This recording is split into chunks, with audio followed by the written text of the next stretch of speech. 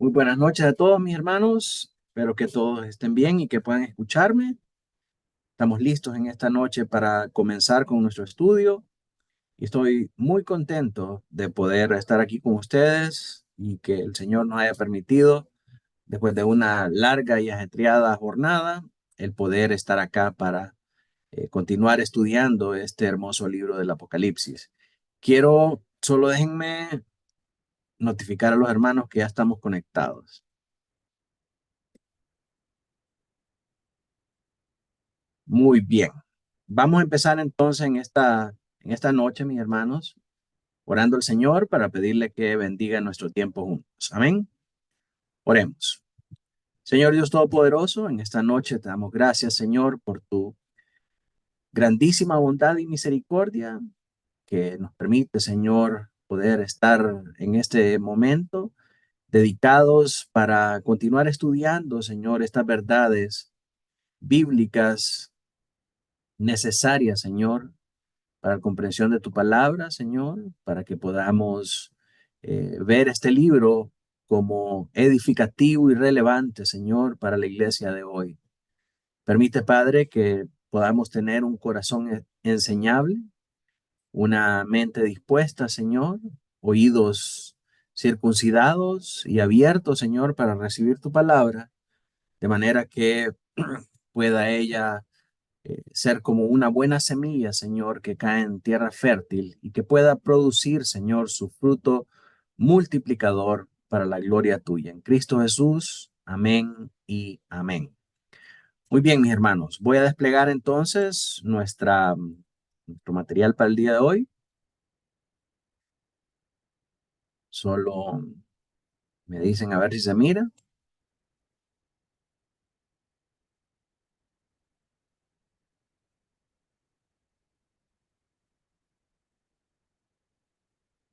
Sí se mira, ¿no? Podemos ver todo ahí.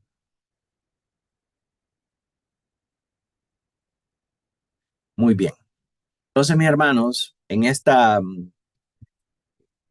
aventura que nos hemos dispuesto a embarcarnos a principios de este año, usted recordará conmigo que hemos pasado por toda esta parte de lo que es la introducción.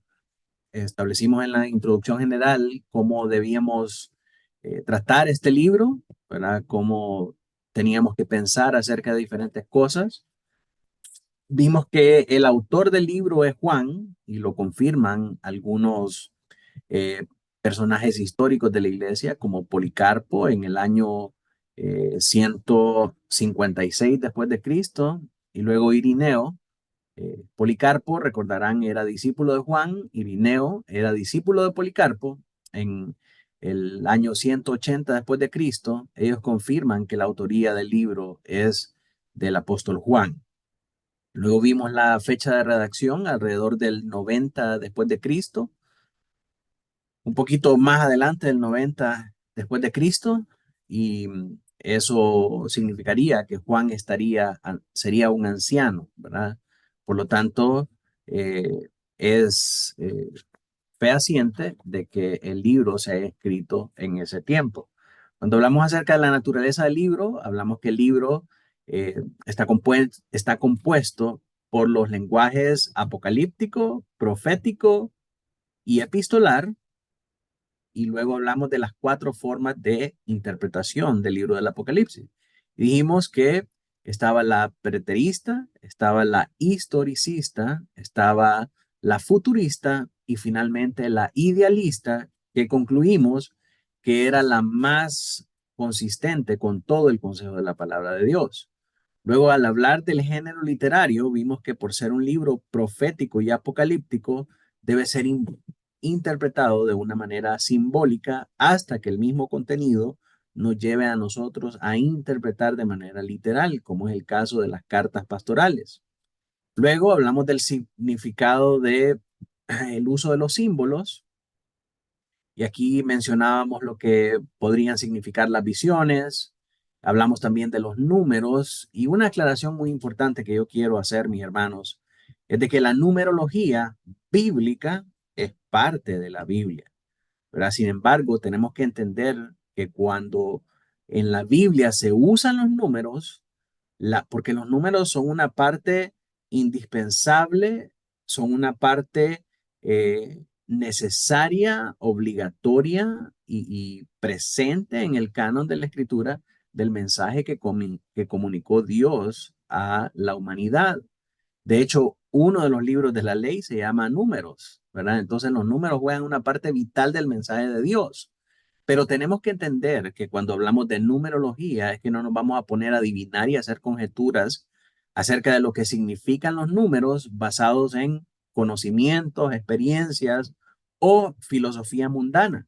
Cuando nosotros veamos los números y patrones de números, nosotros vamos a interpretar esos números a la luz de lo que dice la escritura. Entonces, sabiendo eso, nadie puede decir, no, yo con los números no me voy a meter o no me interesa saber más de numerología porque yo le tengo miedo a eso. Entonces necesita borrar todas las partes de la Biblia donde aparecen los números con sus significados, porque de nuevo es una parte vital y esencial del mensaje que comunicó Dios para la humanidad. Ahora, que tenemos que entender la manera de interpretar esos números es un asunto totalmente diferente. Y debemos entender que esos números se interpretan con el resto de la Biblia, no con filosofía y con materiales extra bíblicos, sino que significan esos números lo que Dios quiso que significaran y Él dejó establecido lo que la manera en cómo nosotros debemos pensar acerca de estos números. Hablamos también acerca de las referencias del Antiguo Testamento y vimos cómo varios elementos de todo el libro de Apocalipsis están estrictamente relacionados con el Antiguo Testamento. El día de hoy, mis hermanos, vamos a centrarnos en el esquema y el plan del libro. Vamos a ver la división, cómo vamos a ir viendo cada una de las partes del Apocalipsis y vamos a determinar un plan de cómo vamos a leer, de cómo vamos a abordar cada uno de eh, de estas secciones, de estas partes y de estos grandes temas que se tratan en este libro. Miremos entonces, para comenzar, el esquema que tiene el libro del Apocalipsis. El Apocalipsis está compuesto primeramente de un prólogo que va desde el capítulo 1, versículos del 1 al 20. Luego tenemos las cartas a las 7 iglesias, que es desde el 2:1 hasta el 3:22. Luego tenemos la glorificación de Dios y Cristo en Apocalipsis 4:1 al 5:14. Luego los 7 sellos, las 7 trompetas, las visiones o señales que anticipan un conflicto más profundo, las 7 copas, el juicio final de Babilonia y la bestia, el milenio, la nueva creación de la iglesia perfeccionada en la gloria y el epílogo, ¿verdad? En Apocalipsis 22, del 6 al 21, que ya es el final del Apocalipsis. Hablemos entonces ahora acerca del plan. ¿Por qué es importante tener un plan? Vamos a ver que antes de entrar de lleno en el estudio, mis hermanos, es útil exponer algún tipo de comprensión general acerca de cómo se relacionan estas secciones entre sí y cómo esto puede indicarnos el sentido general de la visión de Juan. Tenemos que entender qué significan estas cosas y cómo tenemos que nosotros interpretarlas cuando comencemos a verlas, para no desvariar y para no salirnos de la línea que nos traza este mismo libro desde un principio. Usted recordará que estuvimos viendo cómo la misma escritura nos dice a nosotros la manera en cómo debemos interpretar el libro del Apocalipsis. Entonces, queremos seguir esa misma línea que nosotros vimos que aparece también en el libro de Daniel, que tiene un estrecho paralelo entre el libro de Apocalipsis. Y para eso es necesario que sentemos los precedentes de cómo tenemos que pensar acerca de estas cosas y que determinemos si esta es la mejor manera o la manera más consistente con el resto de la palabra de Dios de poder entender el Apocalipsis. Así que cuando hablamos acerca de esto, hay 2 escuelas principales de pensamiento sobre la relación que hay entre las distintas secciones. Ya usted vio las secciones, ¿verdad? Tenemos las trompetas, los sellos, las copas, los juicios, el milenio, la glorificación de Dios y todo eso, todo eso. Todas estas partes que vimos, 11 o 12 partes que vimos, cómo tienen una relación, qué relación hay entre las copas y los sellos y los caballos y esto y los truenos y el otro, porque siempre parecen series de 7, ¿verdad? Primero los 7 sellos, 7 truenos, 7 copas, 7 juicios, ¿qué relación hay entre ellos? Entonces, cuando buscamos dar una respuesta a esta pregunta, hay dos escuelas principales de pensamiento. La primera es la posición futurista, y la segunda es la posición de recapitulación. Vamos a ver cada una de ellas para que nosotros podamos determinar cuál es la más consistente con el resto de la Biblia. En primer lugar, la posición futurista. ¿Qué dice la posición futurista? La posición futurista dice que el orden de las visiones, desde el 4.1 hasta el 22.5, excluyendo los capítulos 2 y 3 que hablan, que son las cartas a las 7 iglesias, representan el orden cronológico en el que se desarrollan los eventos descritos en las visiones. Es decir, vamos a poner ese, ese pasaje para que usted lo mire mejor. Comenzando con el 4.1, solo déjeme ponerlo por acá. Apocalipsis 4.1. Y ahora se lo voy a compartir.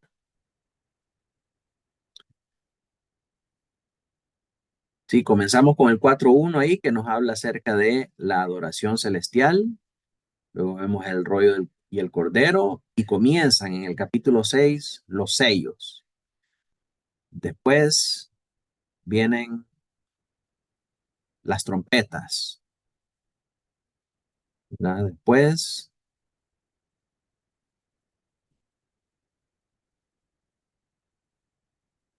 todo esto es el contexto de esas trompetas, ¿verdad? Y después vienen las copas, ¿verdad? Entonces usted mira, los sellos, las trompetas, las copas, y así va evolucionando. Entonces, desde el punto de vista futurista, mis hermanos, trata de ver todos estos acontecimientos desde eh, la óptica cronológica, es decir, para ellos, cada una de estas cosas, cada uno de estos eventos pasan de manera cronológica y lineal. O sea, los, los sellos vienen antes de las trompetas, las copas vienen después de las trompetas y cuando estamos viendo todos estos eventos, están sucediendo unos después de los otros, ¿verdad? Entonces, ellos miran eso en la línea de tiempo como sucediendo de manera cronológica. Primero sucedieron los sellos y los sellos son eh, menos impactantes que las trompetas. A medida que vamos avanzando en la línea de tiempo, cada evento se va poniendo más dramático, más drástico y más impactante para la iglesia. Entonces, el primero y el menos impactante son los sellos. Después sube un peldaño más y llegamos a las trompetas. Después sube un peldaño más y llegamos a las copas. Entonces, ellos miran de manera cronológica, ordenada y lineal un evento pasando después de otro y cada evento que va pasando se va volviendo peor para el mundo y para la iglesia. Entonces, esta es la perspectiva eh, futurista, ¿verdad? Ellos miran todas estas cosas en orden cronológico en el que se desarrollan y se describen las visiones de Juan. Los sellos para ellos son acontecimientos preparatorios que preceden a las trompetas y a las copas. Las trompetas, las visiones, es decir, las señales que vemos desde el 12.1 hasta el 14.20, y las copas se consideran el contenido del séptimo sello, ya que se dice que el séptimo sello no tiene contenido propio. Eso dicen ellos. Algunos también argumentan que la séptima trompeta parece no tener contenido propio. Las señales y las copas representan el contenido de la séptima trompeta. Ellos lo interpretan de esa manera. Y hay variaciones también en este punto de vista. La más radical sostiene que los sellos, las trompetas y las copas son todos eventos futuros, ¿verdad? Y a pesar de que se recapitulan unos a otros y todos se refieren a el mismo tiempo.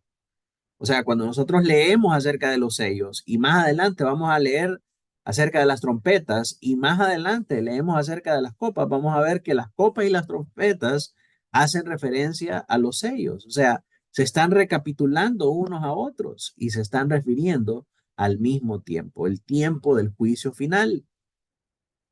Pero en general, la visión futurista considera que los acontecimientos de la historia se desarrollan en un orden cronológico que corresponde estrechamente, o al menos aproximadamente, a las visiones enumeradas. Es decir, la primera copa significa esto, esto y esto. Después viene la segunda copa y pasa esto, esto y el otro. Después pasa la tercera copa y entonces con cada copa que va pasando, las cosas se van poniendo peor. Así que esa es la visión futurista. ¿Cuáles son los argumentos que ellos utilizan para interpretar de esta manera los eventos?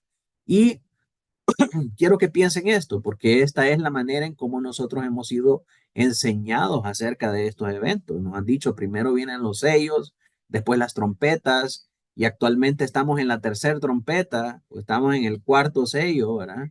Y eso significa esto y esto, y las trompetas que están al final son eventos que van a suceder en el futuro. ¿Y cuáles son los argumentos para interpretar todos estos eventos de esta manera? En primer lugar, el capítulo 1:19 divide el libro en tres partes. El pasado, que habla acerca de las cosas que has visto, ¿verdad? En el 1:9 al 18. También habla del presente, las cosas que son, el capítulo 2:1 hasta el 3:22, ¿verdad? Que habla de la realidad de las iglesias, cómo están las iglesias en este momento. Y recordemos, cada una de las iglesias, las 8 en su totalidad, representan a la Iglesia Universal de Cristo.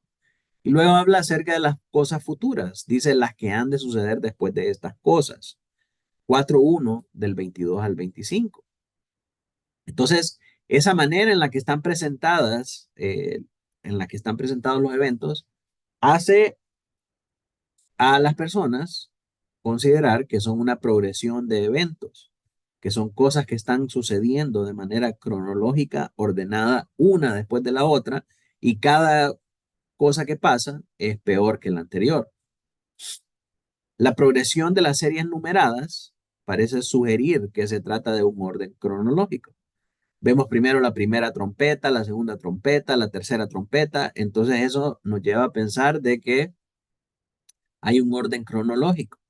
Además, en el 9:12 y el 11:14 anuncian la finalización del primer y del segundo ay antes de que pase el tercero, ¿verdad? Entonces, en todo esto nos lleva a ver que hay una especie de cronología, una especie de orden ascendente que va llevando la progresión de las cosas. Luego los juicios parecen intensificarse a medida que avanza el libro. Y es natural suponer que el orden de las visiones representa el orden cronológico del libro.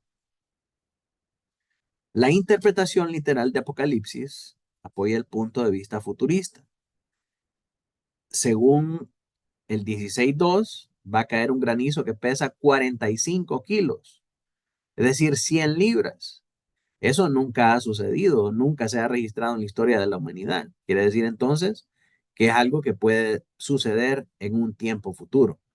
Pero esto es si nosotros estamos interpretando todos los acontecimientos de una manera literal, literal, ¿verdad? Si este granizo que pesa 100 libras va a caer es literal, entonces eso quiere decir que es algo que va a suceder en el futuro porque hasta ahorita no ha sucedido, no se ha dado, ¿verdad? Entonces, interpretar de una manera literal el Apocalipsis eh, apoya o es congruente con este punto de vista futurista. Pero como usted y yo ya vimos que los libros proféticos con este lenguaje apocalíptico no se interpretan de manera literal, sino que de manera simbólica, entonces no debemos suponer que los eventos que están pasando necesariamente están pasando en un orden cronológico. Y vamos a ver por qué. Cuando estudiemos este segundo punto, que es la posición de recapitulación. Entonces, eh, solo para recordar, el punto futurista presenta todos los eventos que se dan en el libro en un orden cronológico que va avanzando, ¿verdad? Que es una progresión y cada una de ellas más drástica que la anterior. Ahora, ¿cuál es esta posición de recapitulación? La posición de recapitulación sostiene que las distintas series de juicios son paralelas de los mismos acontecimientos. Es decir, que lo que se narra en los sellos, en las trompetas, es una recapitulación de los sellos. En las copas, es una recapitulación de los sellos y de las trompetas. Así que cada uno de estos eventos habla, cada una de estas visiones habla acerca de los mismos eventos. No son diferentes y no son cronológicos y no son progresivos. Está hablando acerca de los mismos eventos, solo que una, eh, una visión hace una recapitulación de la anterior. Ya va a ver usted cómo es que eso se da. ¿Por qué decimos que cada visión es una recapitulación de la otra? Porque el patrón es idéntico en cada serie. Hay una descripción del juicio seguida de una descripción de la salvación, ¿verdad? El patrón es el mismo para todas las señales, para todas las visiones, para los sellos, para las trompetas, para las copas y todo lo demás. El secreto para entender la manera de cómo Juan está viendo estas cosas es entender la óptica de Dios de la óptica de los humanos. Y es tan fácil como ver un desfile. Si usted mira el desfile a nivel de la calle, usted va a ir viendo de una manera secuencial cada pelotón que pasa con sus diferentes uniformes, con sus diferentes presentaciones, ¿sí? Pero si usted mira ese mismo desfile desde arriba, va a poder ver al mismo tiempo el que va enfrente, el que va en medio y el que va atrás. Recuérdese que la visión de Dios acerca de las cosas, la visión de Dios acerca de la redención de la humanidad no es lineal. Dios no mira primero el presente y después mira el futuro. Dios mira todo al mismo tiempo. Por eso es que Él cuando nos mira actualmente, nos mira ya sentados en lugares celestiales. ¿Estamos sentados en lugares celestiales? No, todavía no, pero vamos a estarlo. Y la Biblia nos dice que efectivamente lo vamos a hacer. Vamos a estar ahí, los que estamos en Cristo. ¿Cómo puede ser eso? Porque Dios no está viendo las cosas desde la perspectiva de la calle como nosotros la vemos. Dios las mira desde arriba. Entonces, si nosotros vemos desde arriba, puede ser que yo esté describiendo este punto de referencia en este momento y después me salte a este punto de referencia y después me salte a este, o que siga un orden diferente y describa este y después vuelva a este. Pero todos estos puntos nos hablan acerca del mismo mensaje, lo que está pasando en el desfile, lo que está pasando en el carnaval. Entonces, así es como nosotros debemos ver y debemos entender todas estas visiones, no como algo secuencial, porque Dios no está viendo la historia de redención de la humanidad desde la vista de calle, sino que la está viendo desde arriba. Entonces Juan está describiendo desde ese mismo punto de vista de Dios lo que está pasando, las cosas que van a pasar en el tiempo entre el nacimiento de la iglesia y la venida de Cristo. Así que algunas veces narra estas cosas, otras veces narra estas y otras veces narra estas. Pero vamos a ver que todas tienen el mismo patrón y nos hablan acerca del mismo evento, acerca del mismo acontecimiento, acerca del desfile que está pasando. En el caso de las visiones de Juan, acerca de ese patrón de juicio seguido por la salvación de los creyentes. ¿Cuáles son los argumentos que tiene este punto de vista eh, reiterativo, esta posición de recapitulación? Bueno, hay varios acá, ¿verdad? Entonces tenemos que, ya para entrar en materia, ir describiendo cada uno de ellos. La primera escena del juicio ocurre en el 6:12 al 17, después de la ruptura del sexto sello. En ella se habla de la destrucción de la tierra y los cielos y el gran día de la ira del Cordero. Es difícil imaginar cómo esto podría referirse a otra cosa que no sea el juicio final, o cómo otro juicio podría venir después de ese juicio tan terrible. Eso significa que los acontecimientos de la tribulación descritos en las trompetas en el capítulo 8:2 deben remontarse entonces al tiempo del propio juicio final descrito en el 6 del 12 al 7. Cuando usted lee el 6 del 12 al 17, es un terrible juicio y una terrible destrucción en la tierra. ¿Cómo va a quedar algo para que haya otro juicio mayor? Obviamente, todos esos eventos, si usted los lee en contexto y objetivamente, están hablando acerca del gran día del juicio final cuando venga la ira del Cordero sobre los impíos, ¿verdad? Y cuando volvemos a 8:2, el lenguaje y los eventos que suceden son muy similares a los que pasan en el 6:12. ¿Cómo es posible que después de toda esa destrucción, después de todo ese caos, haya algo en pie que no haya sido juzgado, que vaya a ser juzgado en el 8:2? Entonces, significa que el 8:2 está hablando de los mismos acontecimientos que están descritos en el 6 del 12 al 17. Yo no pretendo, hermano, que usted me crea solamente o se quede solamente con lo que yo le estoy diciendo. La tarea para usted es apuntar estos versos y ir a comparar, ir a ver si lo que yo le estoy diciendo es verdadero, si tiene sentido, porque de esa manera es como nosotros vamos a aprender y vamos a poder comparar lo que nos han enseñado todos estos años versus la manera en cómo la Biblia realmente o el mensaje de Apocalipsis se nos presenta en el contexto de toda su historia y de todas sus partes y de manera consistente con el resto de la escritura. Así que cuando hablamos de los juicios en el capítulo 8, definitivamente nos estamos refiriendo a los mismos juicios que están llevándose a cabo en el 6, versos del 12 al 17. La declaración más clara posible del juicio final aparece en el 11 del 14 al 18, después del sonido de la séptima trompeta, donde dice que el reino de este mundo se ha convertido en el reino de Dios y de Cristo, donde los muertos han sido juzgados y los santos han recibido recompensa. Observe también otra escena del juicio final en el 20:12. Claramente, esta escena es paralela con esta narración del 11, del 14 al 18. Se repiten las mismas palabras del 11 al 18 con respecto a los juicios de grandes y pequeños.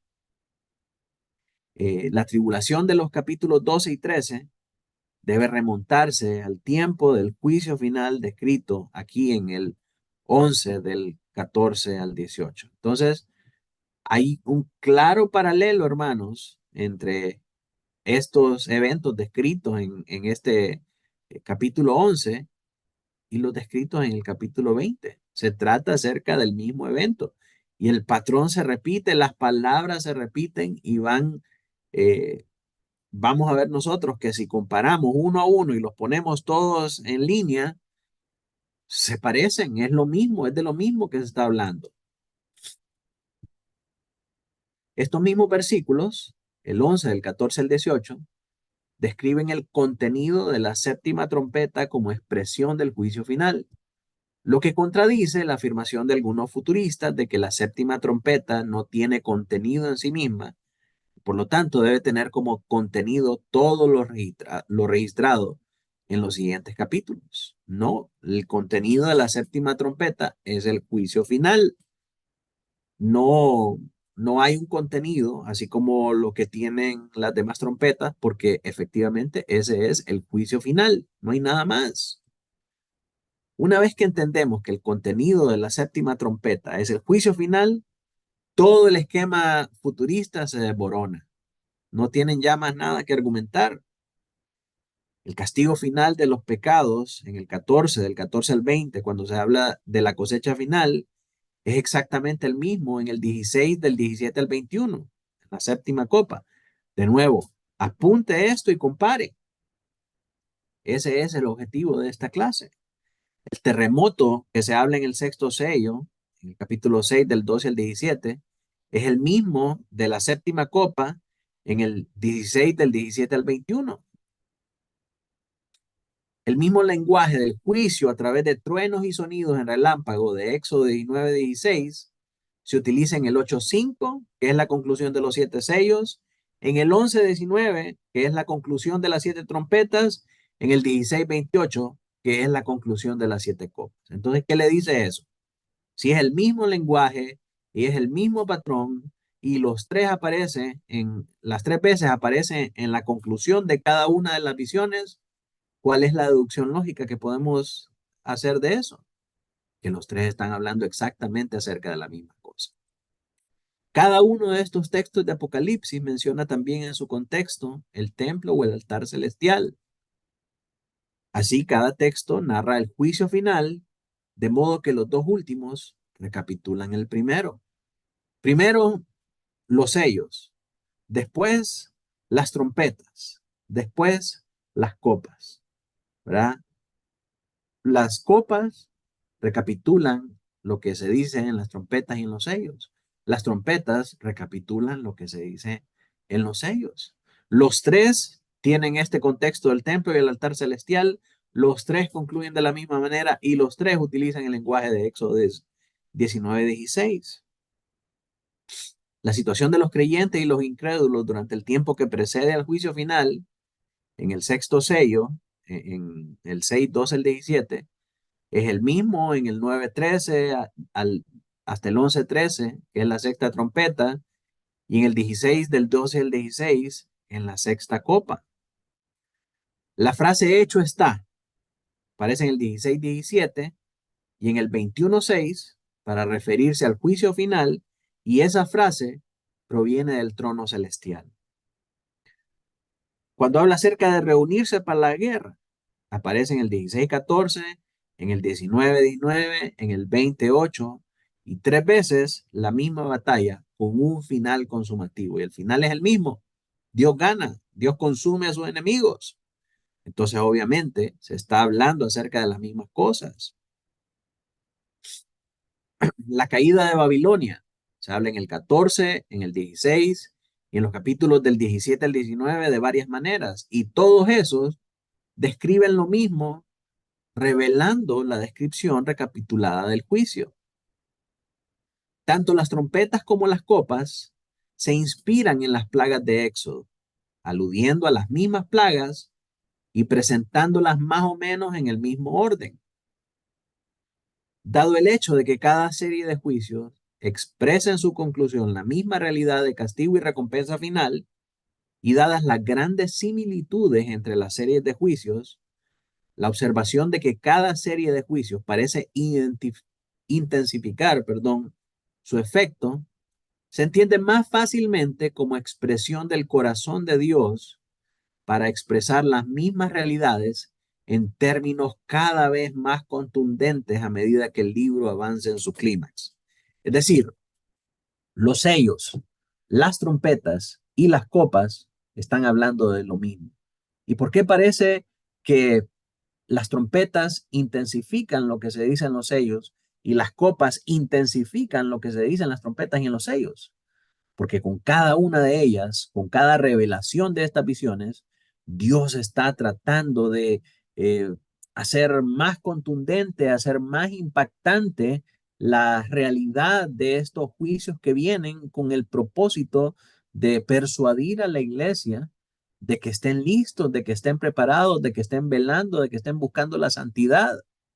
¿verdad? Es una expresión del corazón de Dios para hacer énfasis en que estas cosas van a pasar y que la iglesia tiene que estar lista. Pero en sí son lo mismo, describen los mismos eventos. Y esto, hermanos, es como las parábolas describiendo el reino. Si ustedes recuerdan las enseñanzas del Señor Jesucristo, Él describe el reino en diferentes parábolas y dice, el reino de los cielos es similar a una semilla de mostaza. El reino de los cielos es similar a un tesoro escondido. El reino de los cielos es similar a una red barredora. El reino de los cielos es similar al trigo y la cizaña. Entonces, cuando vemos todas las descripciones que hace Jesús acerca del reino de los cielos a través de las parábolas, no pensamos que Jesús está hablando de diferentes cosas, está hablando de lo mismo, está hablando del reino. Pero y entonces, pastor, ¿cuál de todas esas parábolas que dio Jesús es la verdadera? ¿Cómo debemos ver el reino? ¿Como semilla de mostaza, como red, como tesoro escondido, como qué? Como todas esas cosas. Jesús simple y sencillamente describe el reino, nos ayuda a nosotros a entender más acerca del reino con cada una de esas parábolas. Y a pesar de que cada una de ellas es diferente en su naturaleza, en su composición y en su contenido, todas nos hablan acerca de lo mismo. No nos llevan a pensar otra cosa que no sea el reino de Dios. De la misma manera, las visiones de Juan en el Apocalipsis, aunque son diferentes en naturaleza, en contenido y en referencia, hablan acerca de lo mismo. Utilizan el mismo patrón de juicio y salvación. Juicio para los incrédulos, salvación para los creyentes. Así que todas hablan de lo mismo. Es casi la misma estructura y la misma utilidad que tienen las parábolas. Hacernos ver y hacernos entender las realidades espirituales para que nosotros podamos recibirlas y podamos actuar sobre ellas. Así que en conclusión, mis hermanos, la posición de recapitulación es más consistente con todo el consejo de la palabra de Dios. Por lo menos así lo encuentro yo y así lo encuentran también muchos estudiosos de diferentes épocas. Saber que eh, cada una de estas visiones no es cronológica y que no es una progresión, nos da a nosotros esperanza, nos da consuelo, sabiendo que es el mensaje que Dios nos da para que nosotros podamos estar preparados ante su inminente venida, que traerá juicio para el inconverso y traerá salvación para los que son de su pueblo. ¿Verdad? Entender de esta manera el Apocalipsis nos da a nosotros esperanza y nos da a nosotros consuelo de que es el mensaje verdadero de Dios, que es relevante para nuestro tiempo y que nos ayuda a estar preparados. De lo contrario, si tenemos esa visión futurista, entonces los que vivieron en épocas pasadas pueden botar el Apocalipsis a la basura porque no es para ellos. Los que vivimos en esta época, que no hemos visto el granizo de 100 libras caer, podemos votar el Apocalipsis porque no es para nosotros.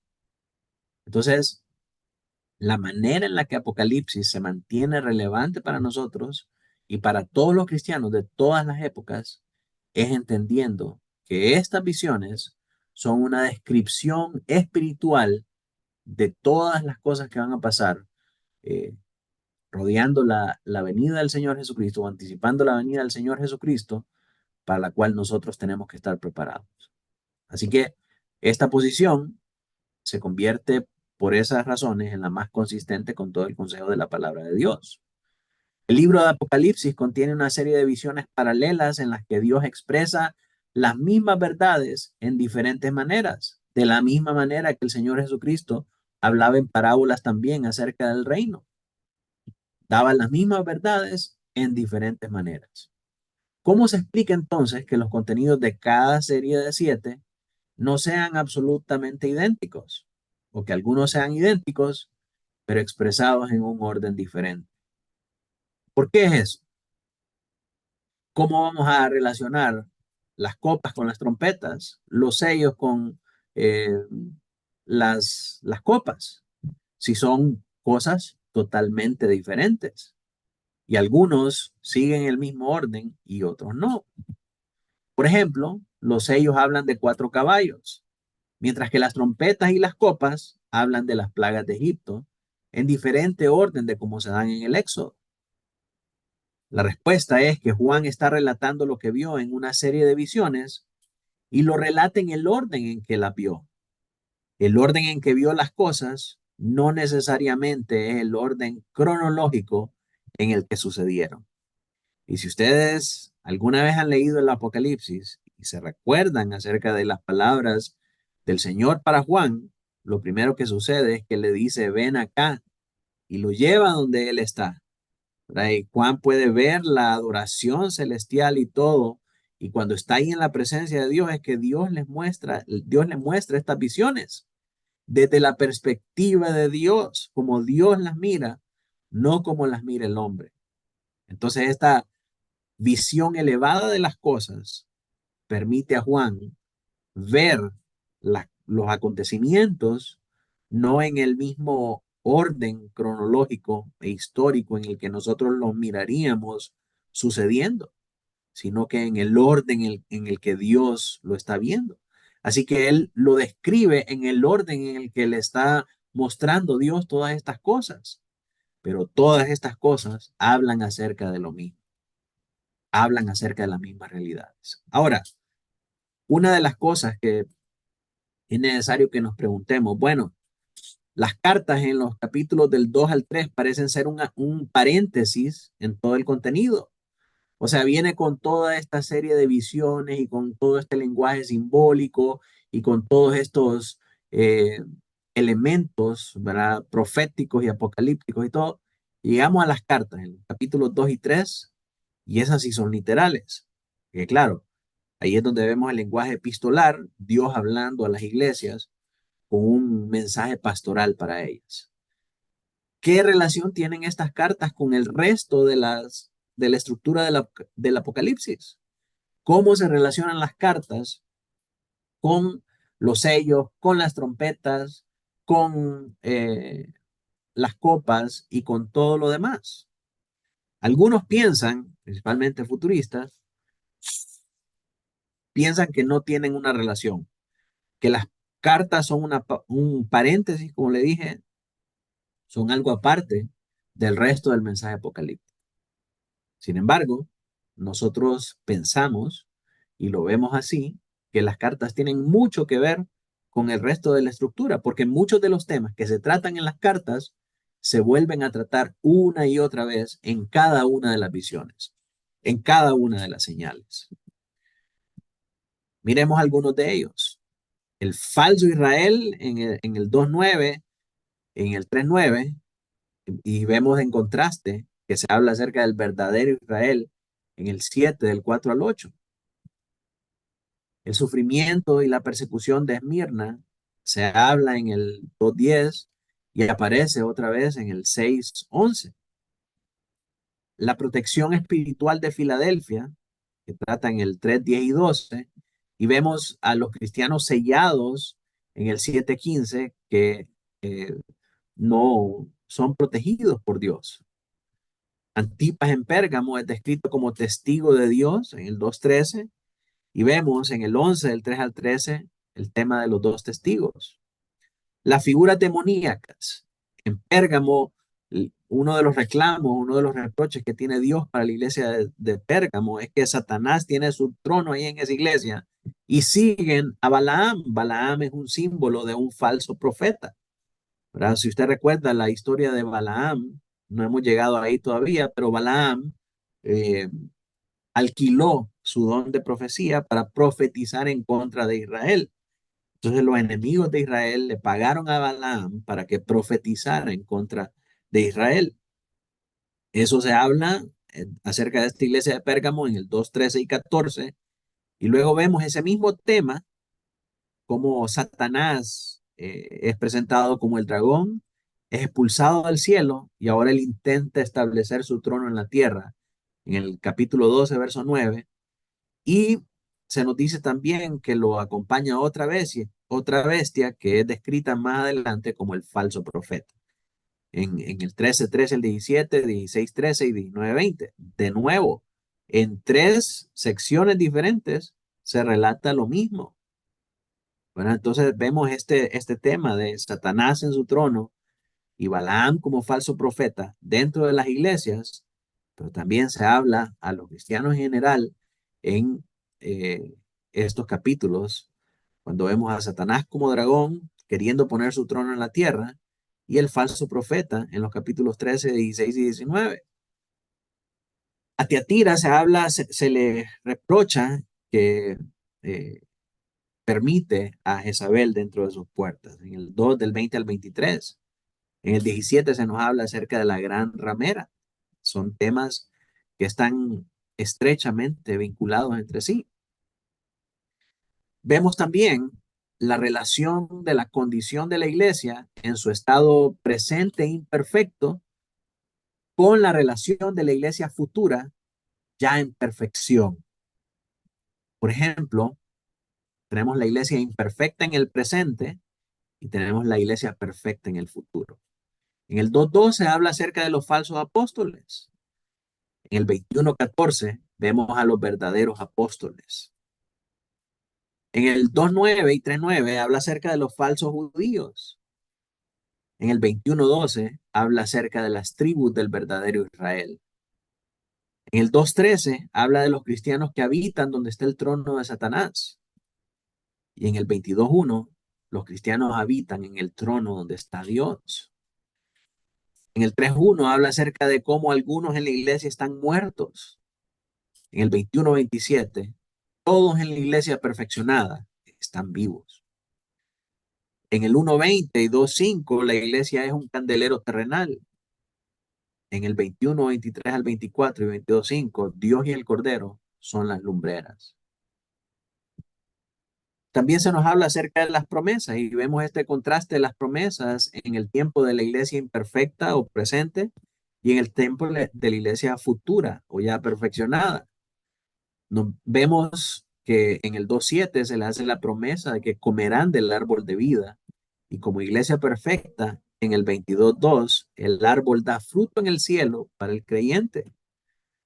En el 3:12 se les promete que serán columna en el templo. En el 21:22 Dios y el Cordero son el templo del cielo donde habita el creyente. En el 3:12 dice que formarán parte de la Jerusalén celestial. En el 21, del 23 al 27, ya son parte de la Jerusalén celestial. Y así sucesivamente, ¿verdad? Cuando les promete el Señor inscribir su nombre en el libro de la vida, vemos ya sus nombres inscritos en el libro de la vida en un estado futuro. No tenemos tiempo para mencionar todas ellas, pero vemos que estos temas que se tratan en las iglesias, en los capítulos 2 y 3, se repiten también a lo largo del libro. Entonces, como conclusión, mis hermanos, esta estrecha relación entre las cartas y las visiones es muy significativa. ¿Por qué? Porque nos muestra que el Apocalipsis, así como las demás cartas del Nuevo Testamento, es una carta pastoral que es escrita para los creyentes. Así como en las otras cartas, la gracia se dirige a los creyentes al principio y al final de la carta. En Apocalipsis vemos esto en el 1:4 y el 22:21. Comienza y termina como cualquier otra epístola pastoral. Al igual que las otras cartas, trata con los problemas con los que se enfrenta cada creyente y también prescribe mandamientos para vivir en santidad en Cristo delante de Dios. Al igual que las otras cartas, ofrece esperanza a los creyentes que si perseveran en la fidelidad a Cristo, van a recibir una recompensa eterna. Por consiguiente, hermanos, esto significa que el contenido de las visiones debe tener una relevancia real y presente para todos los creyentes que lean el libro, independientemente de la época en que vivan. ¿Por qué?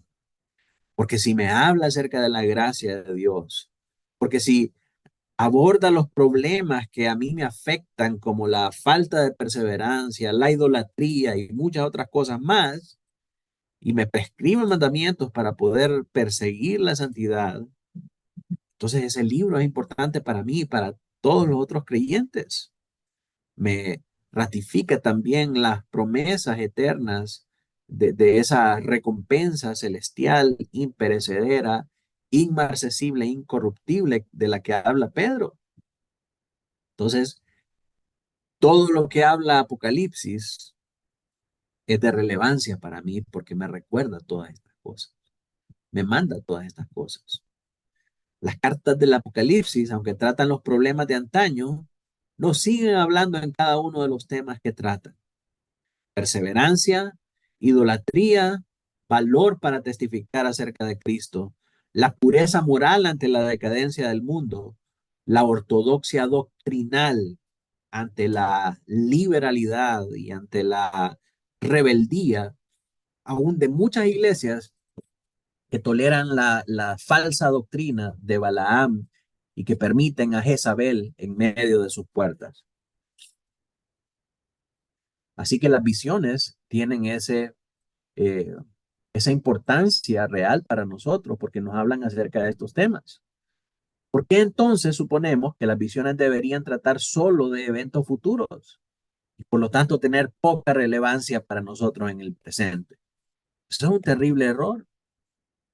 Es mucho más probable la posición de que al menos en gran parte las visiones también tratan de los acontecimientos que han afectado a los creyentes desde la misma fundación de la iglesia.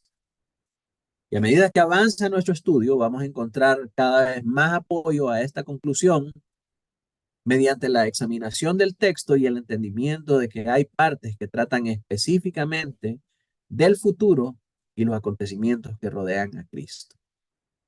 Así que en nuestra, por hoy, hermanos, nos vamos a quedar hasta acá. En nuestra próxima clase vamos a seguir viendo el significado del capítulo 1, verso 19 como clave para interpretar el libro y los principales mensajes teológicos de este libro. Así que por hoy terminamos hasta ahí. Quisiera saber, mis hermanos, si hay alguna pregunta acerca de todo este contenido que oímos ahora. Así que, mis hermanos, vamos a terminar orando al Señor. Eh, Voy a pedirle a mi hermano Roberto Molina, si está por ahí, que pueda dirigirnos en oración. Oremos, hermanos. Padre nuestro que estás en los cielos, gracias, Señor, por poner tu palabra, Señor, como luz en nuestro camino, Señor. Te pedimos que puedas bendecirnos a todos, Señor, para poder atesorar esta palabra, Señor, para poder analizarla, para poder digerirla, Señor, y que esto nos sirva de enseñanza y que podamos de esta manera también, Señor, enseñar a otros para que estén atentos, Señor, estén pendientes, estén alertas de tu venida, Señor, que no seamos engañados, Padre, y que podamos en todo momento darte honra y gloria y agradecerte únicamente a ti, Señor, porque tuyo es todo lo que existe, Señor, lo visible y lo invisible, como lo dice tu palabra. Te damos gracias, Señor, porque nos permite hasta ahora, Señor, poder estar aquí recibiendo esta clase con nuestro pastor y nuestros hermanos. Y te damos gracias también, Señor, por el tiempo que nos permites. En el nombre de tu Hijo Cristo Jesús, quien vive y reina por los siglos de los siglos. Amén.